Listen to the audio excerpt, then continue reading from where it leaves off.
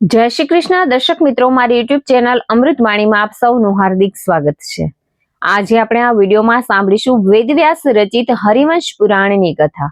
આ હરિવંશ પુરાણ નિત્ય સાંભળવાથી શ્રેષ્ઠ સંતાનની પ્રાપ્તિ થાય છે। એ ઉપરાંત ધન, વૈભવ, દીર્ઘાયુ, આરોગ્ય, ઉત્તમ ભાગ્ય, સન્માન, યશ, કીર્તિ અને ગૌરવ મેળવે છે। હરિવંશ પુરાણનું શ્રવણ કરી મનુષ્ય 10 આગલા અને 10 પાછલા સર્વે પિતૃઓનો ઉદ્ધાર કરે છે, જેના શ્રવણ માત્રથી મનુષ્ય સર્વે પાપોમાંથી મુક્ત થાય છે। પુત્ર વિનાના ને પુત્ર, નિર્ધન ને ધનની પ્રાપ્તિ થાય છે। નરમેઘ અને યશ્વમેઘ યજ્ઞો કરવાથી મનુષ્યને જે ફળની પ્રાપ્તિ થાય છે તેને તે પામે છે। હરિવંશ પુરાણ બહુ મોટું હોવાથી તેને આપણે વિભાગોમાં વિભાજિત કરીશું।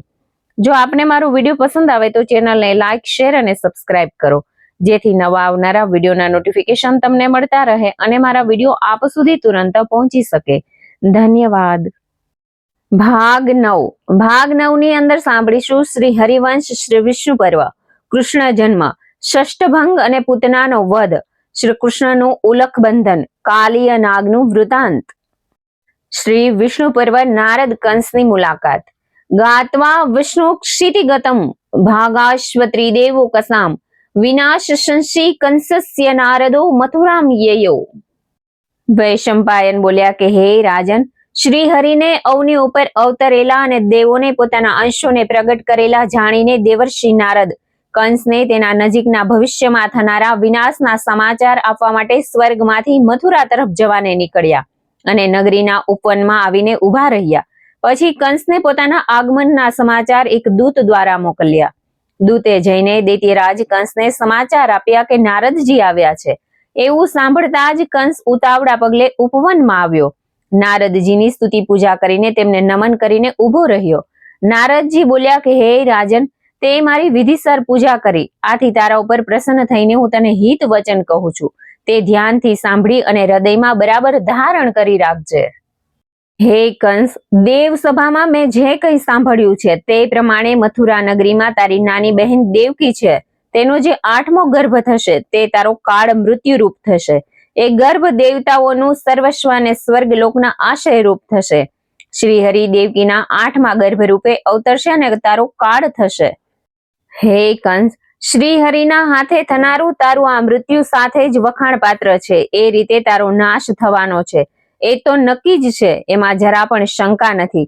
આથી તું મારી આ વાતની યાદ રાખજે। અગર તારે જીવિત રહેવું હોય તો દેવકીના તમામ ગર્ભનું કાસળ કાઢવાના કામમાં તું લાગી જજે। તું મને અતિ પ્રિય હોવાથી જ હું તને આ વાત જણાવવા માટે આવ્યો છું। આટલું કહીને નારદજી ચાલ્યા ગયા। ત્યાર પછી તેમણે કહેલા વચનો ઉપર વિચાર કરતા કંસ ખડખડાટ હસી પડ્યો અને પોતાના સેવકોને કહેવા લાગ્યો કે હે સેવકો, નારદના કહેવા પર જરા પણ ધ્યાન આપશો નહીં। એમનું કથન તો હસીને કાઢી નાખવા જેવું જ હોય છે, કેમ કે તેમનામાં અક્કલ ઓછી છે, તેઓ જરાય ચતુર નથી। હું બેઠેલો કે સૂતેલો હોઉં કે કોઈ પણ દશામાં હોય તો પણ ઇન્દ્ર સહિત દેવો પણ મને ડરાવી શકે તેમ નથી।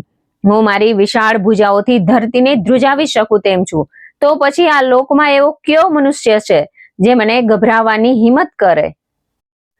આમ છતાં સાવચેતી રૂપે હું તમને જણાવું છું કે હવે હું ભયાનક વિનાશ કરીશ। હે સેવકો, અશ્વના રૂપવાળો કેસી, પ્રલંબ, અરિષ્ટ, ધેનુક, પૂતના, વૃષભ વગેરે સઘળા અસુરોને જણાવી દો કે તમારી મરજી મુજબ રૂપ ધારણ કરીને ફરતા રહો અને જે કાંઈ પણ જીવ આપણા વિરોધી હોય તેમનો તરત જ નાશ કરી નાખો। તેમને જે દેહો સ્ત્રીના ગર્ભમાં હોય તેમની પણ ઝીણવટથી તપાસ કરતા રહો, કેમ કે નારદજીએ ગર્ભસ્થ બાળકથી ભય દેખાડ્યો છે।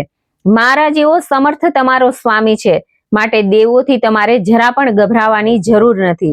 આ રીતે યાજ્ઞા કરીને કંસ પોતાના મહેલે ચાલ્યો ગયો। વૈશંપાયન બોલ્યા કે હે રાજન, ત્યાર પછી ક્રોધિત થયેલા કંસે પોતાના મંત્રીઓને બોલાવીને યાજ્ઞા આપી કે તમે સૌ દેવકીના ગર્ભનું જળ મૂળથી કાસળ કાઢવા માટે તૈયાર થઈ જાઓ। જે બાબતમાં અનર્થનો સંશય રહેતો હોય તેનો અગાઉથી જ નાશ કરવો જોઈએ। તેથી તેના પ્રથમ ગર્ભથી જ પ્રારંભ કરીને 7 ગર્ભનું કાસળ કાઢી નાખજો। દેવકીને આપણે કારાગૃહમાં પૂરેલી છે, તેને આપણા ઉપર વિશ્વાસ રહે તેમ તેને નિર્ભય રીતે હમણાં ફરવા દેજો। હે રાજન, આમ દેવકીના ગર્ભોનો નાશ કરવાના કાર્યમાં કંસ ભારે પ્રયાસો કરવા લાગ્યો। નારદ પાસે પોતાના નજીક આવતા કાળ મૃત્યુનું કારણ સાંભળીને પોતે ભય પામતો હોય તેમ રક્ષણના ઉપાયો કરવા લાગ્યો. કંસના આ સઘળા પ્રયાસો સંસારને માટે ઉપાધિ રૂપ જ હતા. ત્યારે ભગવાન શ્રીહરિ વિચારવા લાગ્યા કે કંસ દેવકીના 7 ગર્ભોનું કાસડ કાઢશે તો મારે 8મા ગર્ભમાં અવતરવું જોઈએ. આમ વિચારતા શ્રીહરિનું મન એકાએક જ પાતાળ ભણી ગયું. ત્યાં જળના ગર્ભમાં કાળ નેમીના 6 પુત્રો સૂઈ રહ્યા હતા.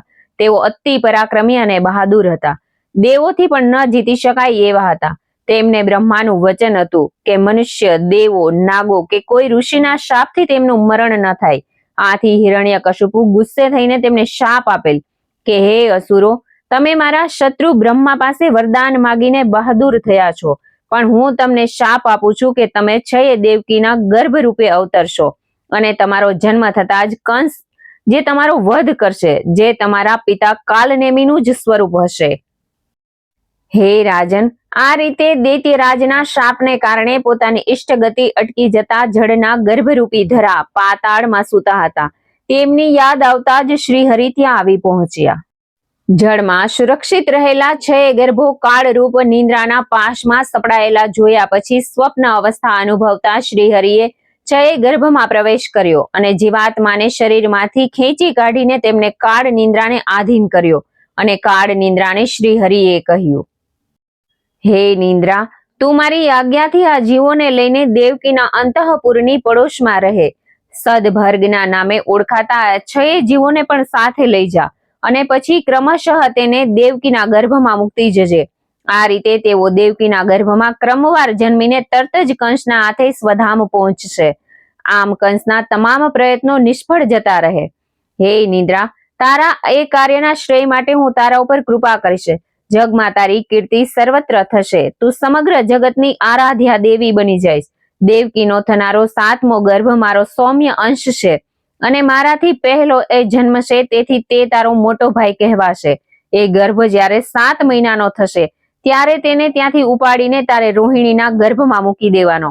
આ પ્રમાણે દેવકીના ગર્ભમાંથી રોહિણીના ગર્ભમાં સંકર્ષણ થતા તે ગર્ભ સંકર્ષણના નામે ઓળખાશે. તારે એવી વાત ફેલાવવાની કે દેવકીનો 7મો ગર્ભ પડી ગયો છે, યાની કસ ઉવાવડ થઈ ગઈ છે. ત્યાર પછી 8મા ગર્ભમાં હું જઈશ ત્યારે કંસ વધારે સાવધ થવાનો પ્રયત્ન કરશે, તેમને અચૂક મારશે જ. હે નિંદ્રા, જગ પ્રસિદ્ધ નંદગોપની યશોદા નામની પત્ની વૃંદાવનમાં રહે છે. તેના ગર્ભાશયમાં અમારા કુળના 9મા ગર્ભ તરીકે તારો જન્મ થશે. તારો પણ 8મના દિવસે અભિજીત યોગમાં મધરાતે જન્મ થશે. હું પણ 8મના દિવસે અભિજીત યોગમાં મધરાતે દેવકીના ગર્ભમાંથી બહાર આવીશ. ત્યાર પછી કંસના વિનાશ માટે આપણી ફેરબદલી થશે. તે સમયે હું નંદના ઘેર આવીશ. મારી માયાથી આ સઘળી ઘટનાની કંસને કંઈ જ ખબર નહીં પડે. તારો જન્મ દેવકીથી થયો હોવાથી એ જાણીને કંસ તને શિલા ઉપર જોરથી પટકશે. ત્યારે તેના હાથમાંથી છટકી જઈને તારે આકાશમાં પહોંચીને ત્યાં શાશ્વત સ્થાન પામીશ. ત્યાર પછી વૈશંપાયન બોલ્યા કે હે જન્મજય, સૌ ઋષિ મુનિઓ ભેગા થઈને આર્યાદેવીની સ્તુતિ કરવા લાગ્યા. કૃષ્ણ જન્મ. કૃતે ગર્ભ વિધાને તું દેવકી દેવતોયમાં જગરાત 7 ગર્ભાન યથાવસ્ત મુદાહતાત. વૈશંપાયન બોલ્યા કે હે રાજન, આ પ્રમાણે શ્રીહરિએ યોગ નિંદ્રા દ્વારા દેવકીના ગર્ભોની ઉત્પત્તિ સંબંધી વ્યવસ્થા કર્યા પછી દેવકીએ 6 સુંદર દેવના સમાન દાનવો અને 7મા બલરામ એમ ક્રમશઃ પ્રગટ કર્યા. પ્રથમ 6 ગર્ભો જે પેદા થયા હતા તેને કંસે પથ્થર ઉપર પટકીને મારી નાખ્યા. પછી યોગ્ય સમયે દેવકીના 7મા ગર્ભને ખેંચીને યોગ નિંદ્રાએ રોહિણીના ગર્ભમાં મૂક્યો. તે સમયે મધ્યરાત્રિ હતી. રોહિણી ગાઢ નિંદ્રામાં સપડાઈને ધરતી ઉપર ઢળી પડી. પોતે ગર્ભવતી થઈ છે અને તે ગર્ભ સરકી ગયો છે. તેના સ્થાને કોઈ બીજો ગર્ભ પોતે ધારણ કર્યો છે એવું તેને સપનામાં જોવામાં આવ્યું હતું. બીજી બાજુ દેવકીનો 7મો ગર્ભ સરી પડતા તેની ખબર યમદૂતો દ્વારા કંસને પડી. કંસના મારતલને દેવકી 8મા ગર્ભ રૂપે ક્યારની ધારણ કરી ચૂકી હતી. તે ગર્ભમાં ભગવાન શ્રીહરિ સ્વેચ્છાથી રહેવા લાગ્યા હતા. તે જ સમયે 8મા માસે જ બંને એક જ સમયે પોતપોતાનો ગર્ભ પ્રસવ્યો. શ્રાવણ માસની વદ 8મે મધરાતે શુભ મુહૂર્તમાં પ્રથમ દેવકીએ શ્રીહરિને જન્મ આપ્યો. મહાસાગરો ખળભળી ઉઠ્યા. ધરતી માતાને ટકાવનાર શેષનાગ અને પર્વતો વગેરે ચલિત થયા. શાંત થયેલ અગ્નિ આપોઆપ પ્રજ્વલી ઉઠી. કલ્યાણકારી પવનો ફૂંકાવા લાગ્યા અને જનાર્દન ભગવાન શ્રીહરિનો જન્મ થયો. શ્રીહરિએ પ્રગટ થતા જ પોતાના કામણગારા નયનોથી જગતના સૌ લોકના મન હરી લીધા. કંસ અને તેના સેવકો કૃષ્ણ જન્મની વાત જાણી શક્યા જ નહીં. વસુદેવે ભગવાનને પોતાના પુત્ર તરીકે જન્મ લેતા જોયા. આથી તેમણે કહ્યું કે હે પ્રભુ, હવે આપ આપનો અલૌકિક રૂપ સમેટી લો. રાજા કંસ આપના જન્મની વાત જાણશે તો તેને આપનો મહાભય રહેલો છે. મારા સાતેય પુત્રોને કંસે શિલા ઉપર પછાડીને મારી નાખ્યા છે. હે રાજન, વસુદેવના આવા વચનો સાંભળીને તેઓ પિતા હોવાથી તેમની આજ્ઞાનો સ્વીકાર કર્યો અને પોતાનું દિવ્ય રૂપ સમેટી લીધું અને તેમને વિનંતી કરેલી કે મને નંદના ઘેર પહોંચાડો તથા તેમની નવજાત કન્યાને અહીં લઈ આવો.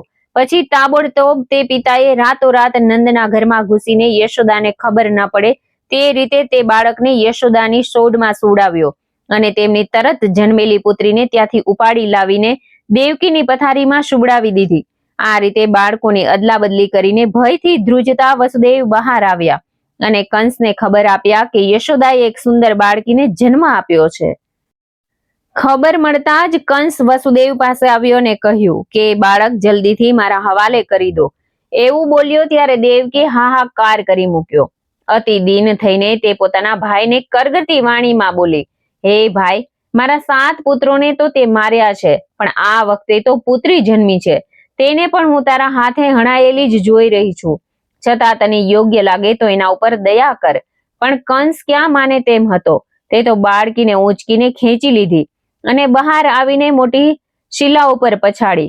પણ છોકરીને જરા પણ ઈજા થયા વિના આકાશમાં ઉડી ગઈ અને બાળકમાંથી વિશાળ જોગમાયા રૂપે દેખાવ લઈ લીધો અને ભયાનક અટ્ટહાસ્ય કરવા લાગી.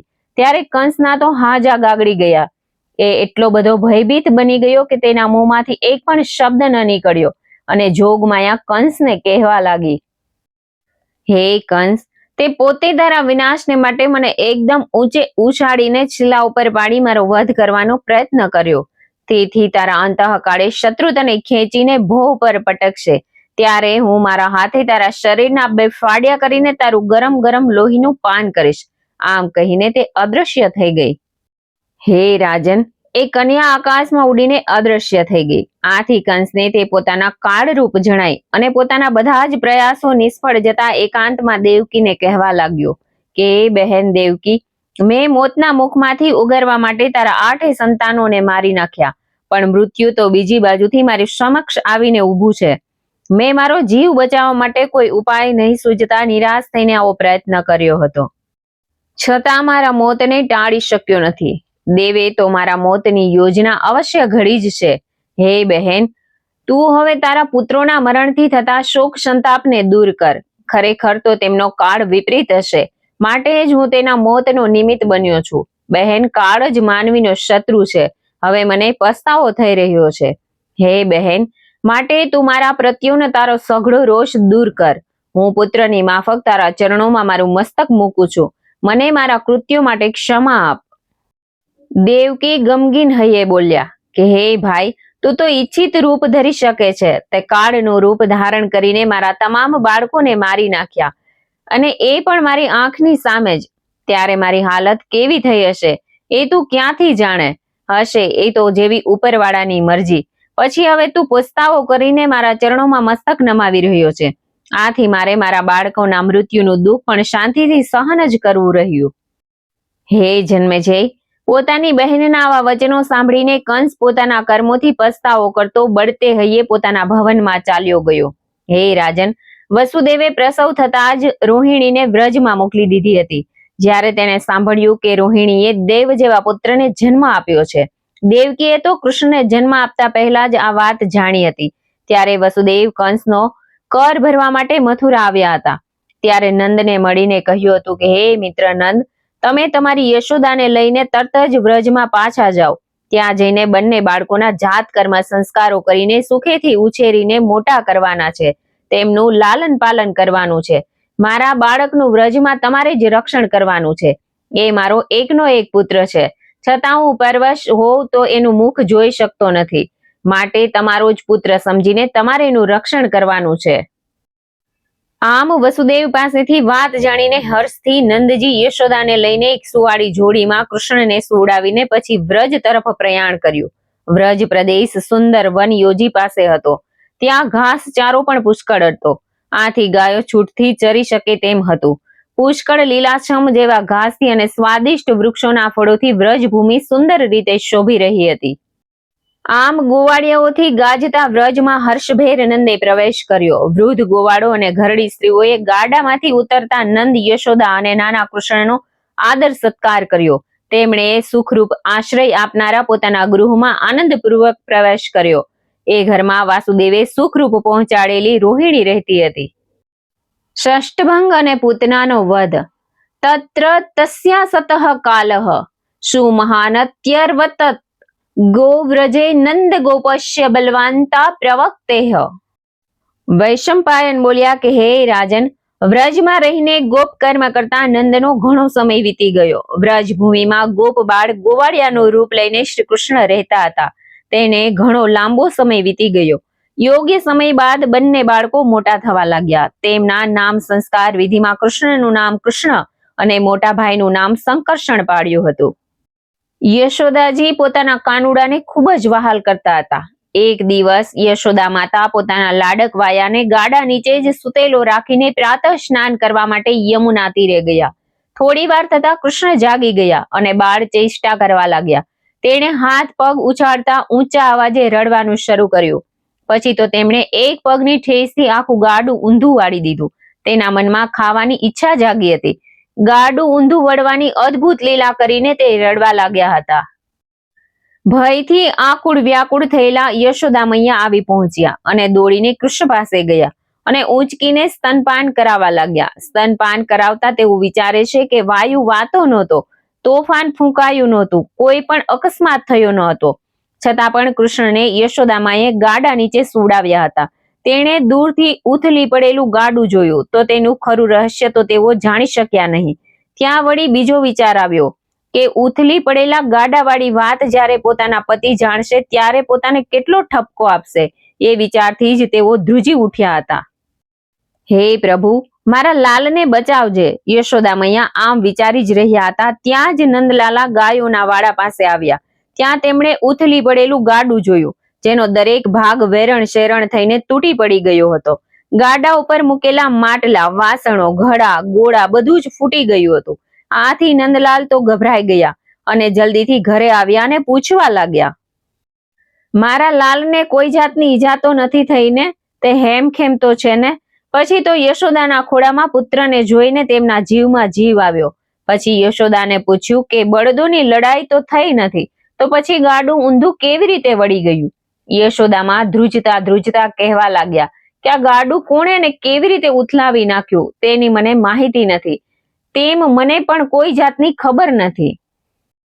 તેઓ બંને પતિ પત્ની આ રીતે વાતો કરી રહ્યા હતા. ત્યાં જ ગોપ બાળો ત્યાં આવી ચડ્યા અને કહેવા લાગ્યા કે આ તો કૃષ્ણે જ પોતાના એક પગના પ્રહારથી આ ગાડાને ઊંધું પાડી નાખ્યું. એમ ત્યાં ટોળે વળેલા હતા. એ અમારી નજરે અમે જોયું છે. નંદ બાબા પણ બાળકોની એવી વાત સાંભળીને આશ્ચર્યચકિત થઈ ગયા.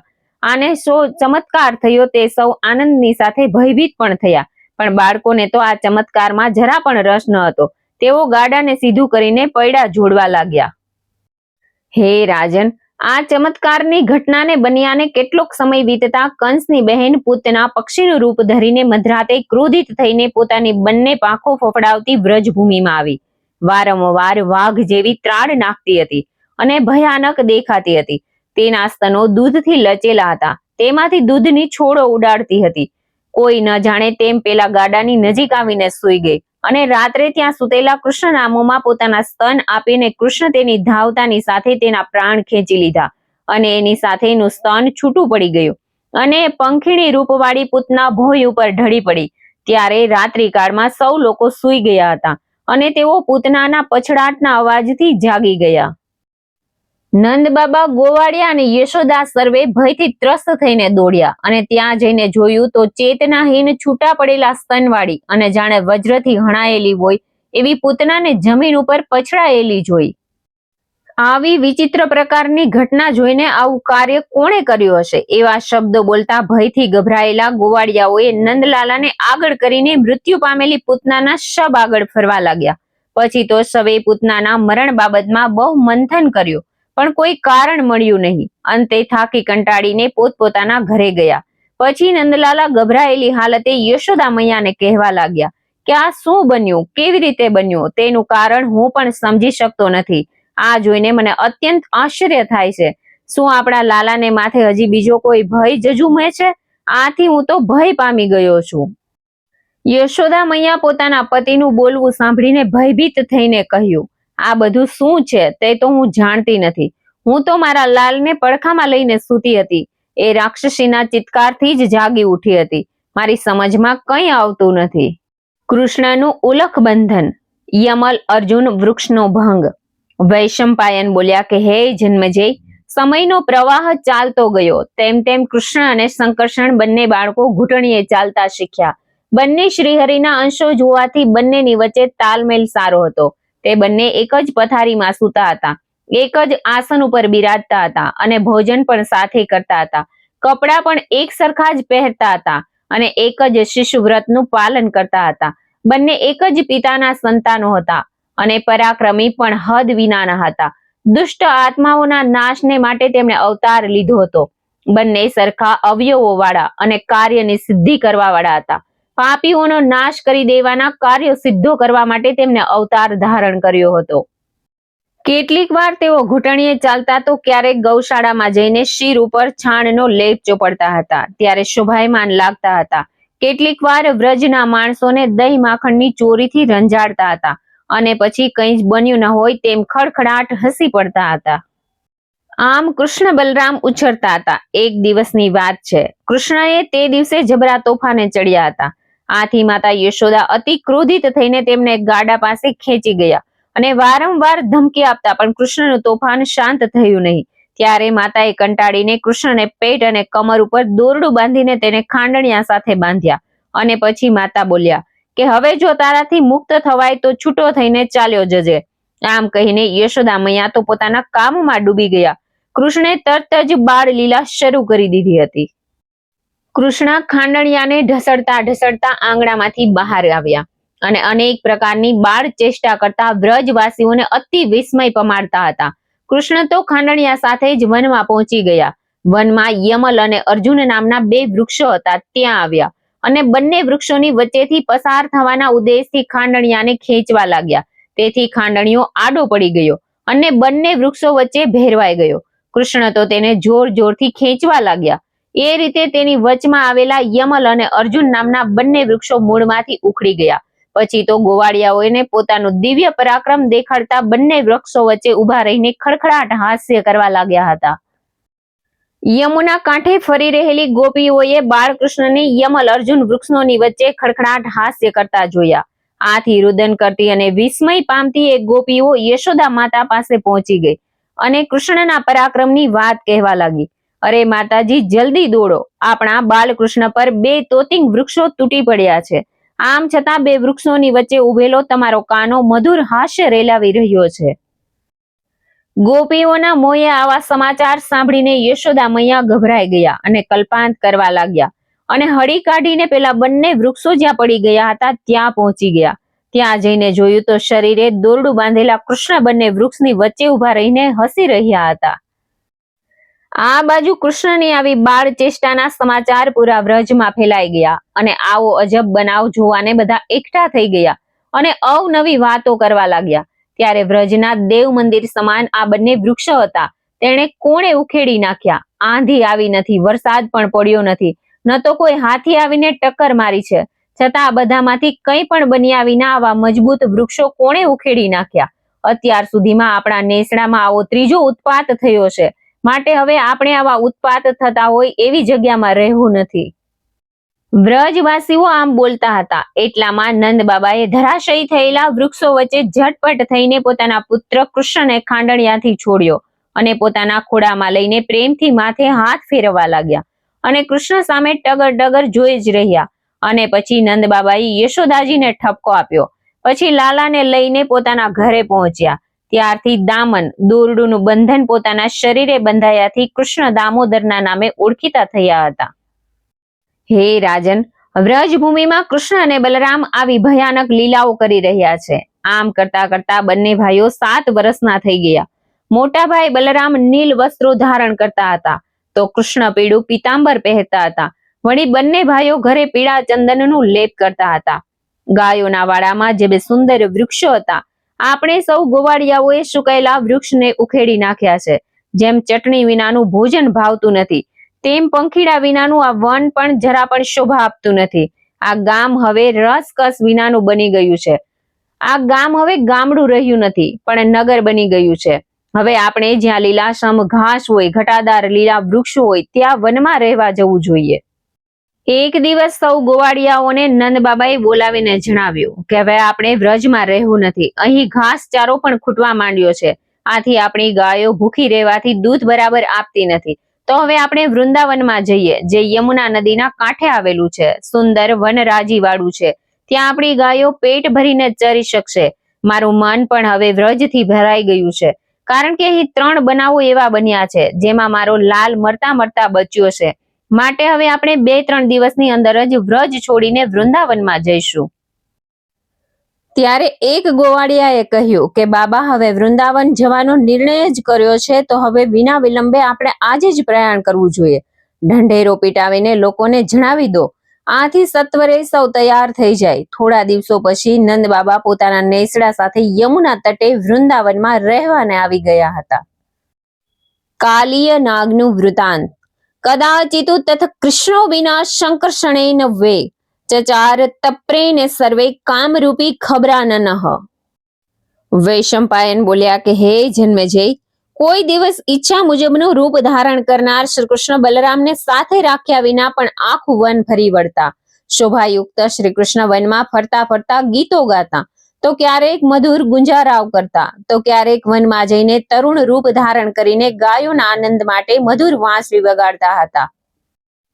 એકવાર તે વનમાં ગાયોની સાથે ફરતા ફરતા શ્રી કૃષ્ણે એક વિશાળ વડલાને જોયો. તે વિશાળ વડલાને જોઈને કૃષ્ણ વિચાર્યું કે અહીં ગાયોને આરામ કરવાનું અને ગોપ બાળકો સાથે રમત રમવાનું સારું સ્થળ છે. માટે અહીં જ નિત્ય આરામ કરીશું, રમતો રમીશું અને મજા કરીશું. એ વડ ભાંડીર નામના વડ તરીકે ઓળખાતો હતો. ત્યાં આવીને કૃષ્ણ પોતાના ગોપ બાળો સાથે રમત રમવા લાગ્યા હતા. એક દિવસ કૃષ્ણ ચાલતા ચાલતા એકલા જ યમુના કિનારે આવ્યા અને ફરવા લાગ્યા. યમુનાનો કિનારો અતિ રમણીય હતો. ત્યાં ચારે બાજુ ફરતા શ્રી કૃષ્ણે એક ઉત્તમ જળકુંડ જોયો. તે ઘણો વિશાળ હતો. દેવોને પણ તરવો મુશ્કેલ પડે તેવો હતો.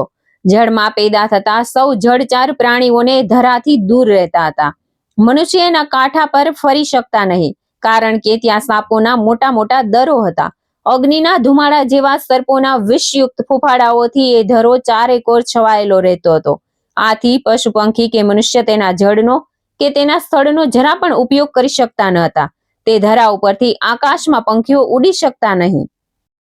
આ ધરામાં કાળા કાજળ સમાન કાળો મહાભયંકર સર્પોનો નાથ ભયંકર કાલિય નાગ વસે છે. સર્પોનું ભક્ષણ કરનાર પક્ષીરાજ ગરુડના ભયથી નાસીને અહીં આવીને કાલિય નામે સાગરને મળતી યમુનાના જળને ઝેરવાળું દૂષિત કર્યું છે. આથી તેના ડરથી આજુબાજુમાં કોઈ જ વસવાટ કરી શકતું નથી.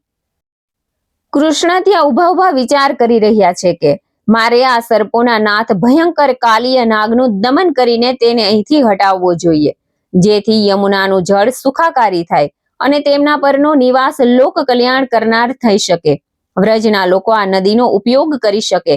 વળી કાલિય નાગ જેવા અવળે માર્ગે ચડેલા દુરાત્માઓનો નિગ્રહ કરવા માટે જ મેં આ વ્રજમાં જન્મ ધારણ કરેલ છે. ગોપ બાળો સાથે રમતા રમતા કદમના વૃક્ષ પરથી એ ધરામાં અવશ્ય કૂદકો મારીશ. હે રાજન, ચપળ શ્રી કૃષ્ણે આ પ્રમાણે કાલિય નાગનું દમન કરવાનું વિચારીને યમુનાના કાંઠે જઈને મજબૂત કચ્છ લંગોટ બાંધીને કદમ વૃક્ષ ઉપર ચડી ગયા અને એક ઊંચી ડાળી પર ચડીને જોરથી કૂદકો મારીને ધરામાં પડ્યા. અને કૂદવાથી ધરો એકાએક ખળભળી ઉઠ્યો અને જળ ઉછળીને ચારે તરફ ફેલાઈ ગયું. ત્યારે નાગનું વિશાળ ભવન પણ હચમચી ઉઠ્યું હતું. ત્યારે નાગે મહાભયાનક ત્રાડ પાડી કે આ શું થયું. એ જોવાને માટે જળમાંથી બહાર ડોકું કાઢીને ચારે બાજુ નજર કરી. ત્યારે એ ભયાનક કાલીય નાગને શ્રીકૃષ્ણે જોયો. એ નાગને 5 મુખો હતા અને મોંમાંથી 5 જીભો લલકારા મારતી હતી. તે શ્રીકૃષ્ણને જોઈને ફુફાડા મારવા લાગ્યો. ધરામાં કૂદી પડેલા અને બાળ ચેષ્ટાથી ક્રીડા કરતા કૃષ્ણને જોઈને કાલીય નાગના 5 મોંમાંથી પવનના ફૂટકારા નીકળવા લાગ્યા. આમ સર્પોના નાથના મોંમાંથી વિષની જ્વાળાઓ અને ધુમાડો સહિતના પવન એક સાથે નીકળતો હતો. આથી કિનારા પરના વૃક્ષો ભસ્મીભૂત થવા લાગ્યા. કાલીય નાગ સાથે તેના સંતાનો, નાગણો, સેવકો તથા મોટા મોટા અનુયાયી સર્પો પણ પોતાના મુખમાંથી વિષ ઓકવા લાગ્યા હતા. પછી તો એ બધા સર્પોએ પોતાના ફેણોના બંધનથી શ્રીકૃષ્ણને ચારે બાજુથી ઘેરી લીધા. કૃષ્ણ પોતાના હાથ પગ હલાવી શકે તેમ ન હતા. એ રીતે તેને બાંધી દીધા. આથી નાગપાશમાં બંધાયા પછી તેઓ સ્થિર ઊભા રહ્યા. ત્યારે સર્વે સર્પો કૃષ્ણને દંશ દેવા લાગ્યા. આમ છતાંય કૃષ્ણનું મોત થયું નહીં. ત્યારે કૃષ્ણની હાલત જોઈને ભયભીત થયેલા ગોપબાળો રડતા રડતા વ્રજમાં દોડી ગયા અને આંસુ ભરી આંખે ગદગદ થતા સૌને કહેવા લાગ્યા, કૃષ્ણ કાલીય નાગના ધરામાં એકદમ કૂદી પડ્યા છે અને ડૂબીને મૂર્છાવશ થયા છે. સર્પોના નાથ કાલીય તો એના કુટુંબ સહિત તેમનું ભક્ષણ કરવાને તૈયાર થઈ ગયો છે. માટે તમે સૌને તાબડતોબ સમાચાર આપો. તમારા કૃષ્ણને કાલીય નાગ ઊંડા ધરામાં ખેંચી જાય છે. ગોવાળોના દારૂણ વચનો સાંભળીને નંદગોપ અત્યંત સંતાપ પામ્યા અને લથડતા પગલે ધરાના કાંઠે આવી પહોંચ્યા અને ધરા પાસે આવીને બલરામ સહિત સૌ ઊભા રહ્યા. સૌ હાહાકાર મચાવતા હતા. ત્યારે બલરામે સૌને હૈયા ધારણ આપીને થોડા શાંત કર્યા અને કૃષ્ણને કહેવા લાગ્યા કે હે કૃષ્ણ, હે મહાબાહુ, હવે તું આ વિષધારી કાલીય નાગનું જલ્દીથી દમન કરીને બહાર નીકળ. હે વિભુ, સર્વે બાંધવો તને માનવ દેહધારી માને છે. આથી મનુષ્ય બુદ્ધિવાળા તે સૌ તને સર્પના બંધનમાં જકડાયેલા અને મૃત્યુ પામનારો થઈને અત્યંત કરુણાજનક શોક પ્રદર્શિત કરે છે. રોહિણી પુત્ર બલરામે કહેલા આ રહસ્યમય વચનો સાંભળીને શ્રીકૃષ્ણે પોતાનું પરાક્રમ બતાવતા નાગોની ફેણોનું બંધન ફગાવી દેવા માટે પોતાના બંને હાથો પછાડ્યા અને જળની ઉપર આવેલા કાલીય નાગની ફેણ ઉપર પોતાના બંને પગ ટેકવીને તેના ઉપર ચડી ગયા. પછી તો કૃષ્ણે કાલીય નાગનું માથું પકડીને 2 હાથે ખૂબ જ હચમચાવી મૂક્યું અને કૂદકો મારીને કાલીય નાગના વચલા મોટા માથા ઉપર ચડી ગયા અને નાચવા કૂદવા લાગ્યા. આમ કૃષ્ણથી ભયભીત થયેલો નાગ લોહિયાળ થયો અને બોલ્યો કે હે શ્રી કૃષ્ણ, મેં તમારી શક્તિને ઓળખ્યા વિના અજ્ઞાત વશ તમારા પ્રત્યે ક્રોધિત થઈને આવું વર્તન કર્યું છે. હવે તો હું તમારા હાથે સંપૂર્ણપણે હણાઈ ગયો છું. હું તમારે વશ થયો છું. તેથી તમે મને આજ્ઞા આપો. ત્યાં હું મારા કુટુંબ સહિત ચાલ્યો જઈશ. અમે સૌ તમારા શરણે આવ્યા છીએ. કાલીય નાગની દયનીય હાલત થતા કૃષ્ણ પોતાનો ક્રોધ શમાવી દીધો અને શાંત થઈને બોલ્યા કે હે કાલીય નાગ, હવે તો હું તને યમુના જળમાં રહેવા દેવાનો નથી. માટે તું તારા કુટુંબ કબીલા સાથે સમુદ્રમાં ચાલ્યો જા. અને હા, હવે તું કે તારો કોઈ કુટુંબીજનો આ યમુના જળમાં દેખાશે તો હું તમારા સર્વનો વધ કરી નાખીશ. માટે તું તાબડતોબ સમુદ્રમાં ચાલ્યો જા. હે કાલીય નાગ, તારા મુખ પરના મારા પગ ચિહ્નો જોતા સર્પોના શત્રુ ગરુડ સમુદ્રમાં પણ તારા ઉપર પ્રહાર કરી શકશે નહીં. કૃષ્ણના વચનો સાંભળીને કાલીય નાગ સૌની નજર સામે જ પોતાના કુટુંબ કબીલા સાથે ઘરો છોડીને નદી માર્ગે ચૂપચાપ સમુદ્રમાં સરકી ગયો. ત્યાર પછી શ્રી કૃષ્ણ તરીને નદી કાંઠે આવીને ઊભા રહ્યા અને ત્યાર પછી સૌ ગોવાળિયાઓએ તેમની પ્રદક્ષિણા કરી સ્તુતિ કરીને નંદ બાબાને કહ્યું કે હે નંદ બાબા, તમે ભાગ્યવાન છો. તમારા પર ખરેખર પ્રભુની કૃપા ઉતરી છે, જેથી તમારે ત્યાં આવો યશસ્વી અવતારી પુત્ર જન્મ્યો છે. હવે પછી અમારા પર કોઈ પણ જાતની આપત્તિ આવશે તો અમે શ્રી કૃષ્ણનું શરણ ગ્રહણ કરીશું. ત્યાર પછી નંદ બાબા સાથે સૌ પોતપોતાના નેસડામાં ગયા અને સુખેથી રહેવા લાગ્યા હતા. ઇતિ શ્રી હરિવંશ પુરાણમાં વિષ્ણુ પર્વમાં ભાગ 9મો સમાપ્ત. જય શ્રી કૃષ્ણ. જય શ્રી વિષ્ણુ ભગવાન. મને સાંભળવા માટે ધન્યવાદ.